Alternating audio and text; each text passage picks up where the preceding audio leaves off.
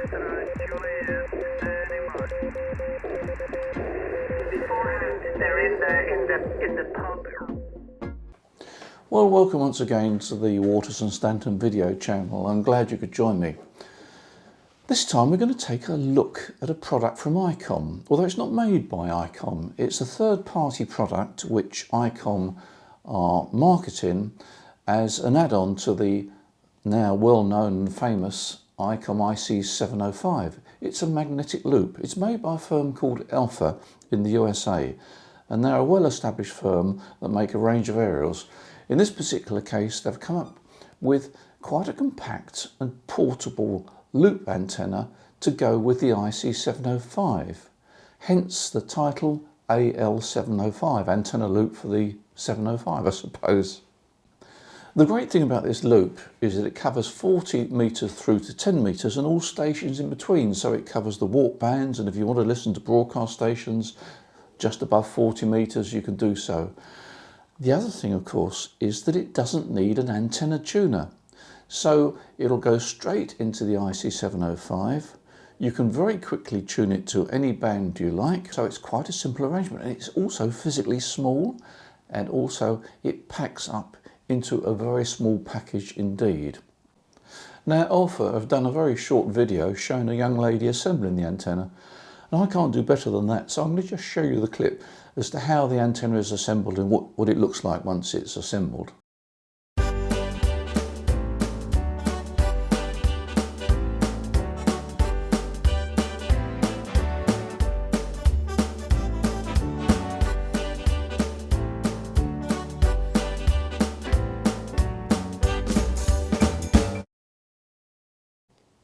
So what is the difference between a magnetic loop and your ordinary dipole? Well, there is a fundamental difference. A dipole, or any other wire form of aerial, will extract the electrical part of the radio signal and transduce it into the wire, and the small current that flows is then amplified by your receiver, and it's decoded into whatever you're listening to, sideband, FM, AM or whatever. The magnetic loop is different. It is much smaller. It's a very small fraction of a wavelength. Typical diameters are around about a metre, a bit less than that. But the important thing is that it extracts that magnetic part of the radio signal, and that means to say that it tends to reject local electrical interference, which is a plus point for the magnetic loops. But in essence, we're talking about a small antenna compared with a large antenna. And the wonders of the magnetic loop is that for its size, it's actually very efficient. Now, for practical purposes, that's really all you need to understand. The theory can be quite complex, but we're not going into the theory of magnetic loops. We're more interested in, does it work? The magnetic loop is quite simple, really. It's basically a tuned circuit. You've got the circular element, and that's broken at one point, and inserted into that point is a capacitor. So you've got a capacitor and a circular element. Now that circular element is basically the inductor. So we know from theory that a capacitor and an inductor form a tuned circuit. In this case, the inductor is physically quite large, and that allows it to receive the magnetic fields of the radio signal, and then that's passed through into a smaller coupling loop, and that in turn feeds it to the receiver, and the reverse happens when you transmit. Well, let's have a look at the loop. We've got the main element here, and then we've got this induction loop where the signals are induced and fed through the coax that connects there down to the transceiver, and then of course the opposite happens when you're transmitting. The loop diameter is 600 millimeters, and they use PL259s into a T connector there for that induction loop, and then we've got a pair of PL259s that go into the tuning box down there.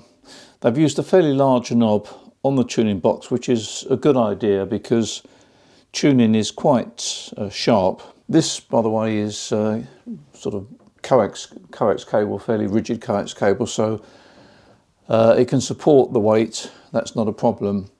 The actual cable that they supply from here, the feeder cable, because it's America, it's 15 feet long, so it's about four and a bit meters long. What I've done actually is I've also made up myself a shorter length of cable, because very often when you're using the loop you're going to be very close to it with the transceiver. So I've made up a much shorter length of cable. You need a PL259 to go in there, and then the other end that they supply is a BNC connector. As I say, that's 15 foot long, just over 4 meters. But anyway, I've made myself a shorter one because that's quite handy if you are having the transceiver fairly close, and I suppose in some respects it will reduce the loss, because you can get quite high VSWRs just off of resonance, so it may help, I don't know. Now, if you're eagle-eyed, you will have realised that this loop is not the same shape as the loop that you saw earlier when the lady was assembling it. I found that with the loop in a sort of a more conventional oval shape, the coupling was too close, and what I was finding was that the SWR on 20 meters, I couldn't get it below about 2.5 to 1, and 18 megs was a little bit of a problem as well. And it didn't take me long to realise that the coupling was just too much. So by changing the shape of the loop into a sort of like a triangle, what you're doing is you're reducing the coupling from there to the main element, because it's moving further away because it's a triangular shape. That cured the problem, and now you get 1.5 to 1 on all the bags without any problem. One tip I would say is this connector here comes completely off. There's a plastic connector here which holds that loop and that loop together. If you lose it, you've got no way of connecting the loops, and it's the sort of thing that in the field you could do. You could lose that connector. So there's actually a small hole through there, and what I've done is I've put a bit of you know, this sort of twisted stuff that you put these fasteners, put it through there so that it is attached to the in fact I've attached it to this loop, the induction loop there. The point is that you can't lose that connector now. It is attached to one of the loops. The other thing that you might want to consider is how you are going to mount this loop. Now it's got a flat surface underneath, so it will sit on a flat surface. They supply you with some adhesive feet there that stop it slipping around on a table, so it will sit quite happily there, won't move about. The problem is that if you're outside and you haven't got a flat surface, you may want to, as a lot of people do, put it perhaps on a tripod. Well, of course, there's nothing underneath to connect a tripod, so I found an alternative way of doing that. You go on one of many retail sites and you'll find you get these smartphone connectors, or these smartphone holders that are designed to take your smartphone, and you need to get one that's got a camera or tripod thread on the back of it. A lot will have tripod threads there, but they don't always have a tripod thread there. You want one on the back there, and then it's just a question of putting that in there. I don't, oops, stretch it quite a bit. There we are. And then you've got your unit which will go straight onto a tripod. And there we are. This is not a tripod, this is just a 3-legged unit which I use for something else. But you see the idea. That will go onto a tripod, and then you've got your loop ready around about sort of, I don't know, 3 foot off the ground, 1 or 2 meters off the ground, and ideal for operating it outside. Now, if you're serious about using a magnetic loop, this is possibly the setup that you would like to use. Tripod mounted means it's around about or 1.5 metres above ground, which seems to be the general advice on using magnetic loops. Get them about 1 metre or so above the ground. The other thing is how you're going to tune it, because if you've got your loop here and your radio is further away, your arms aren't going to be long enough to manipulate the tuner control there and control the radio. Well, if you are serious about it, then I think the answer is that you will get yourself an antenna switch and one of these small antenna analyzers, and you have your single coax cable from your loop going into your two-way coax switch. One side of the output of the switch is connected to your antenna analyzer, and the other side of the switch is connected to your transceiver, in my case at the moment the IC705. And what you do is you switch the switch to the analyzer, adjust your loop for minimum VSWR, turn your coax switch back to transceiver, and then walk over to wherever you're operating from, and your transceiver is all ready to go, antenna is fired up on the nose. So that's the way I would do it. Of course, the other advantage of using an antenna analyzer means to say that you could actually sit in your car in the dry, in the warm, and operate your radio with this outside. I would suggest that if it's raining, you do disconnect your antenna analyzer, of course. This will give you some idea of how sharp the tuning is.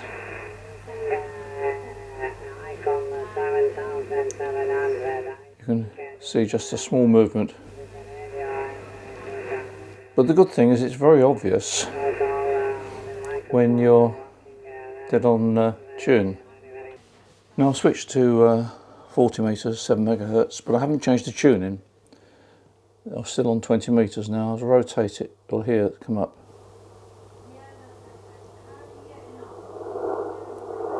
You can hear it coming up. Now I've moved it up to 40 metres, and I'm moved the aerial near the window. Back on 20.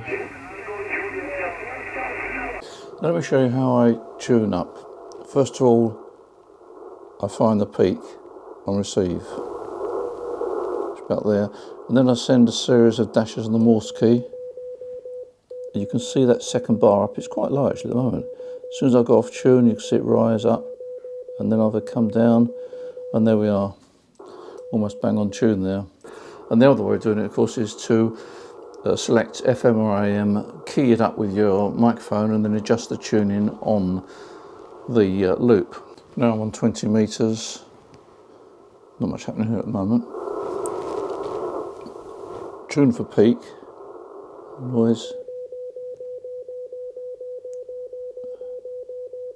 and then adjust it until the SWR goes down.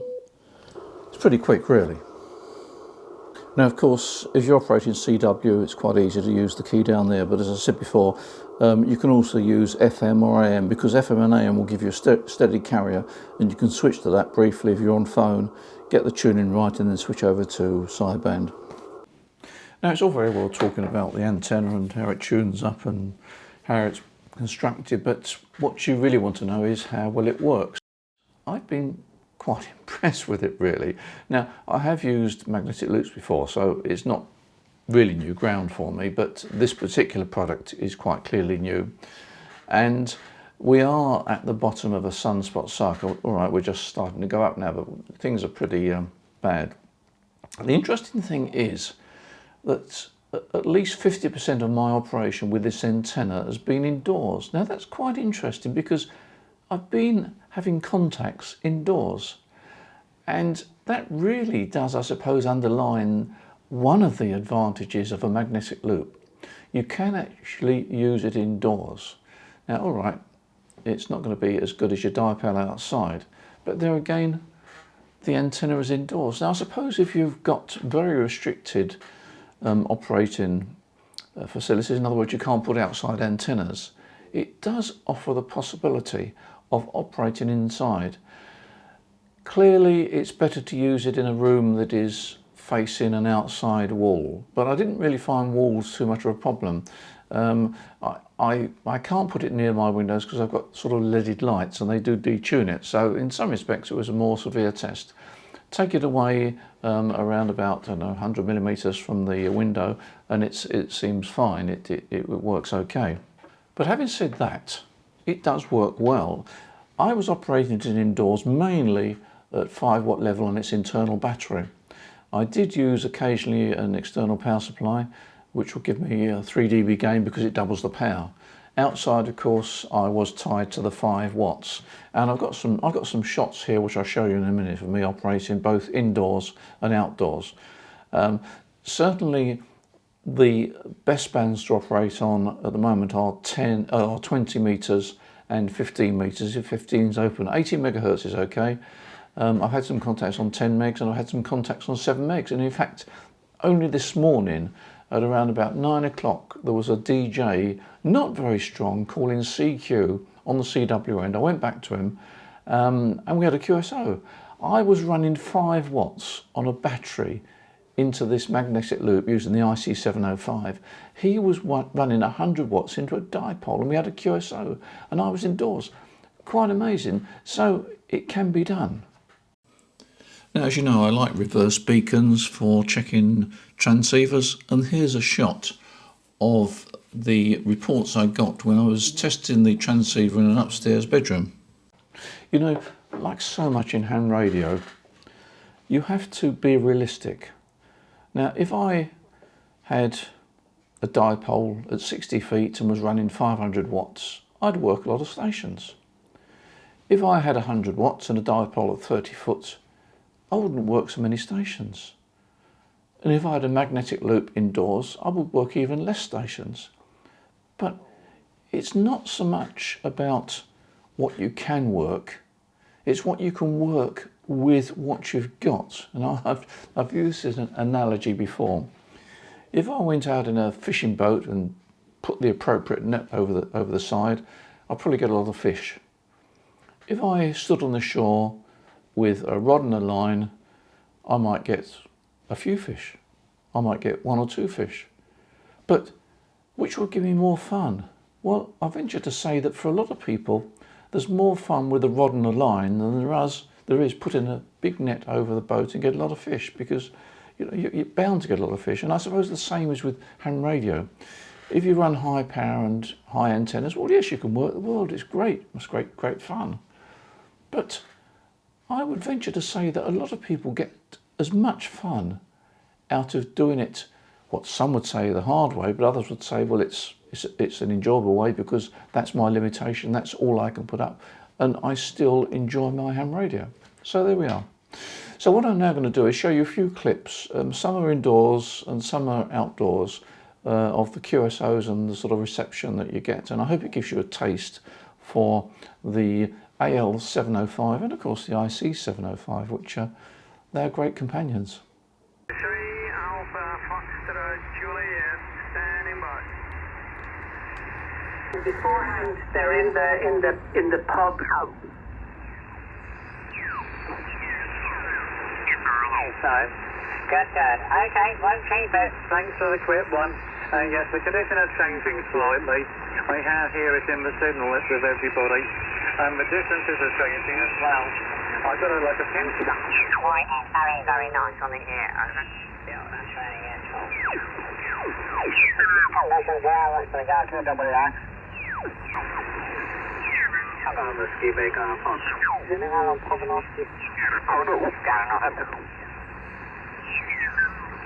C'est le confort, hein. C'était même pas très marrant.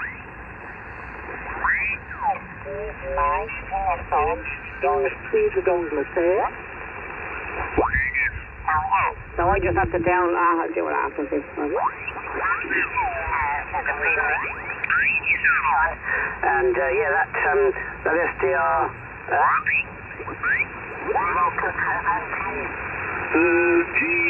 G0EBS, and this is coordinate survey 100 kilometer squares divided. What do you call a North Tower? I don't think that's that. You only have to sometimes cue a test.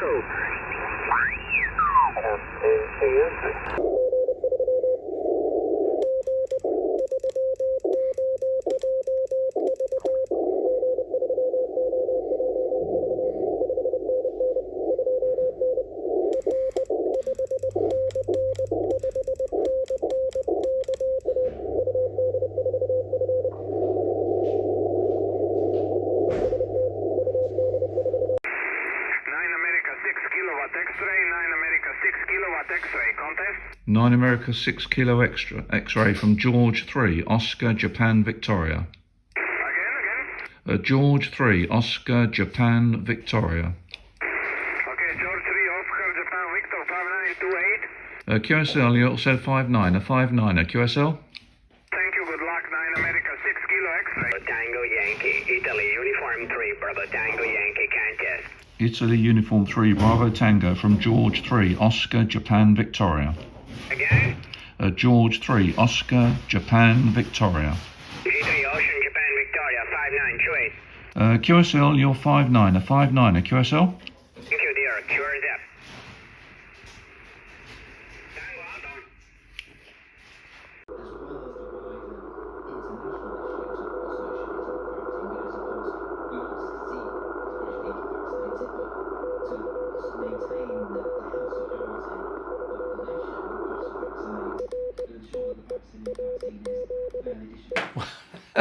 That was amazing, that QSL. That was the QSL I mentioned earlier in the video with the German station. And I was quite amazed that he could copy me because he was running 100 watts with a dipole and he wasn't particularly strong, as you can hear. But anyway, we worked each other, had a CW QSO, and it was great fun. So that's the AL-705. I've had a lot of fun with it, and I'm sure you will do. It packs down very small. It will go into the rucksack that Icom do for the 705, I'm sure it will. And as you've seen from the video there, that it actually works indoors as well. So there we are. What more can you expect from, sorry about that, what more can you expect from an antenna so small? So I hope you've enjoyed this video. I hope it's been useful, and thanks for joining me. And I'm sure we shall meet each other again very shortly. Don't forget to press the subscribe button there. That'll keep you in touch with up-and-coming videos. In the meantime, enjoy your ham radio. That's what it's all about. Keep safe. Speak soon.